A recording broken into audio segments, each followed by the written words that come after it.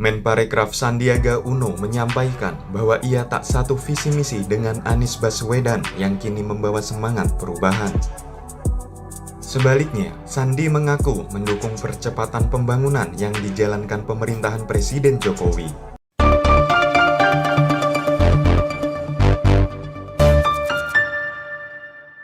Iya, selamat pagi, selamat siang, selamat sore. Wilujeng enjang, wilujeng siang, wilujeng sonten. Berjumpa lagi dengan Om Ben.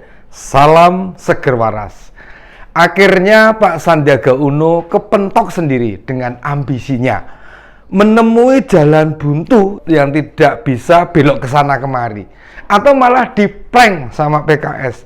Makanya jadi politisi itu harus penuh dengan perhitungan, dengan kalkulasi, dengan pertimbangan yang matang. Supaya apa? Supaya nggak mudah diapusi pihak lain, supaya nggak mudah dibohongin, maksudnya gitu. Gimana Pak Sandiaga Uno rasanya? Nyesek nggak di dada nih? Gini Pak Sandiaga, kemarin Pak Sohibul Iman, Wakil Ketua Majelis Suro, menyatakan kalau nama Pak Sandiaga Uno tidak masuk dalam kandidat cawapres yang akan mendampingi Pak Anies Baswedan. Diar, lemes rai. Lemes enggak Pak Sandi? Semoga belum ada langkah-langkah yang sudah diambil, jadi menyesalnya enggak begitu dalam. Pak Menteri, Pak mantan Menteri ini, Pak Menteri, maksudnya belum mantan, masih Pak Menteri. Belum ada penyerahan DP toh? Masih lobby-lobby saja. Semoga seperti Jurgan waktu bareng Pak Anies mimpin di DKI dulu. DP-nya 0. Alias belum menyerahkan mahar sama sekali. Soalnya ini tentang kontestasi 2024. Siapa tahu kalau mau ada pembicaraan, ada setor-setor DP duluan, entah 5% atau 10% atau berapa lah. Bisa jadi mahar itu hanya diajukan ke Pak Sandi saja. Soalnya kan duitnya banyak. Bahasanya bukan mahar lah. Mungkin yang lebih enak itu sodakoh, perjuangan fisabilillah misalnya gitu ya. Model-model kayak gitu kan ada banyak di masyarakat. Kita yang mayoritas muslim ini, masyarakat kita yang mayoritas muslim, kalau menyetorkan sesuatu, si penerima mesti bilang, ikhlas ya Pak, lillahi ta'ala ya Pak. Nah, setelah menyerahkan sesuatu, lalu mengalirlah doa-doa yang membuat perasaan kita membubung tinggi. Belum lagi diikuti kalimat, semoga usahanya makin maju, makin berkah, dan perjuangan Bapak akan membuahkan hasil.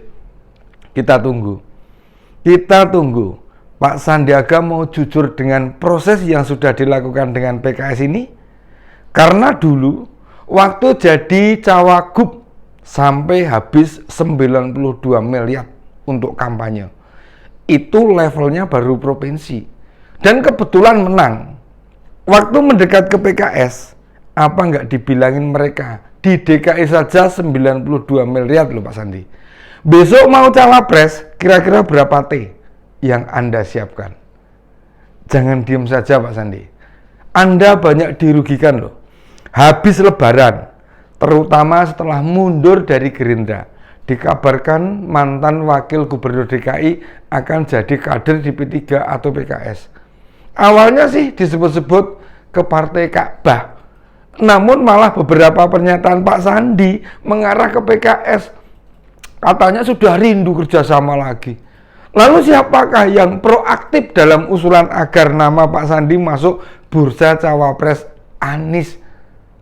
PKS membantah kalau partainya menggoda duluan. Kata Pak Sohibul Iman, Pak Sandi ingin jadi kader di PKS. Serius itu pernyataan? Serius nggak itu pernyataannya Pak Sohibul? Masa Pak Sandi cuma mau jadi kader saja? Wah, ini benar-benar merendahkan sekali nih PKS ini. Kalau jadi kader saja belum, ngapain diproyeksikan jadi cawapres? Itu ungkapan lain PKS. Wah, ini parpol benar-benar sudah melecehkan seorang Sandiaga. Pernyataan ini malah mengundang tanya, apakah di balik pernyataan itu ada permintaan yang diajukan PKS yang ditolak? atau tidak dituruti. Ya entah apa wujudnya. Bisa juga mahar, DP, bisa roh, atau bahasa lain lah. Intinya pokoknya setoran aja lah pokoknya gitu. Di Gerindra, posisi Menparekraf itu jadi wakil ketua Dewan Pembina. Itu posisi yang tidak main-main. Pernah menjadi wakil gubernur DKI.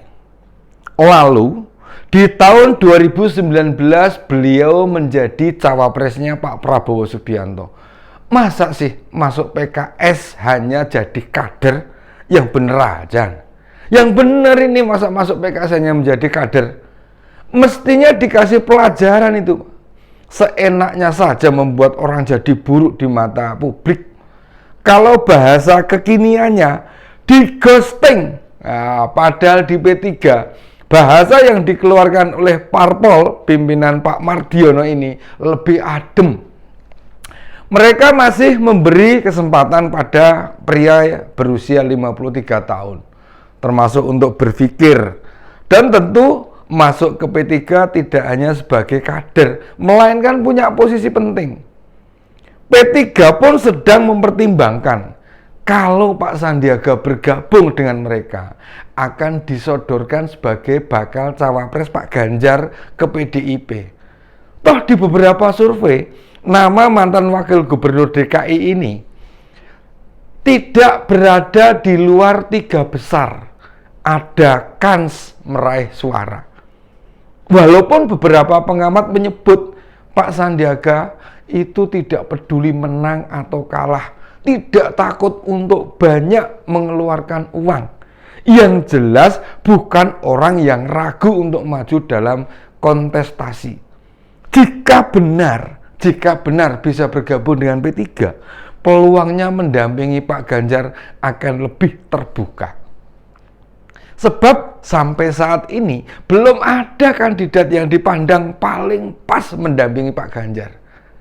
Pasangan Pak Ganjar Sandiaga bakal lumayan membuat keder kandidat lain. Sebab strategi yang disusun oleh Pak Prabowo dan pasangannya maupun Pak Anies dan pasangannya sudah dikenal betul sama Pak Sandi. Termasuk bagaimana cara-cara PKS memperjuangkan seorang kandidat. Pasti dihafal betul, maka PDIP bisa dengan mudah menangkalnya.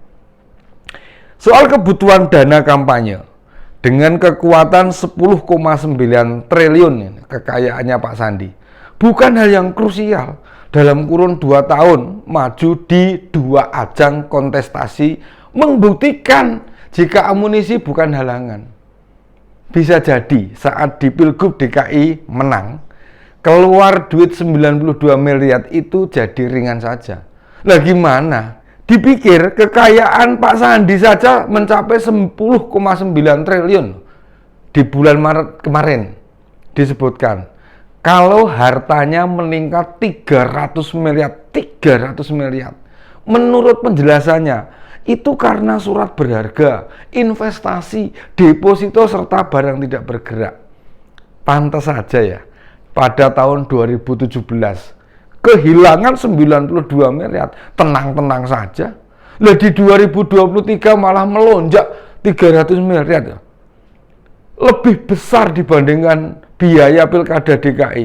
Dan yang perlu diketahui nih, putra Bu Min Uno, ini salah satu pejabat tajir di Indonesia.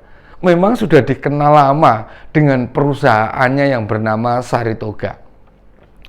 Siapa sih parpol yang tidak membuka diri? Kalau Pak Sandiaga mau bergabung, 2017 nih, calon wakil gubernur habis 92 miliar. Kemudian 2019 atau 2 tahun berikutnya bertarung sebagai cawapres, habis duit konon katanya sampai senilai triliunan. Mungkin hanya beberapa politisi yang tajir begitu, tidak banyak, dan mereka tidak kita lihat hanya mengandalkan duit saja. Pak Surya Paloh, kekayaannya masih di bawahnya Pak Sandi.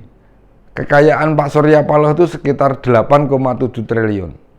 Menteri BUMN, Pak Erik, Kekayaannya hanya sekitar 2,3 triliun. Yang berada di atas Pak Sandi ada Pak Abu Rizal Bakri dengan 30 triliun. Itu pun versi tahun 2009.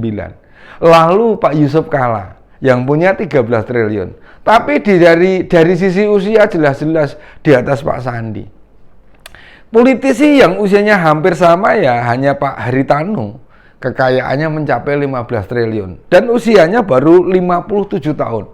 Sementara Pak Sandiaga Uno usia sekarang ini 53 tahun. Hanya peluang politiknya lebih terbuka Pak Sandiaga bila dibandingkan dengan Pak Haritanu, pemilik MNC Group itu. Demikian opini Om Ben kali ini. Salam seger waras.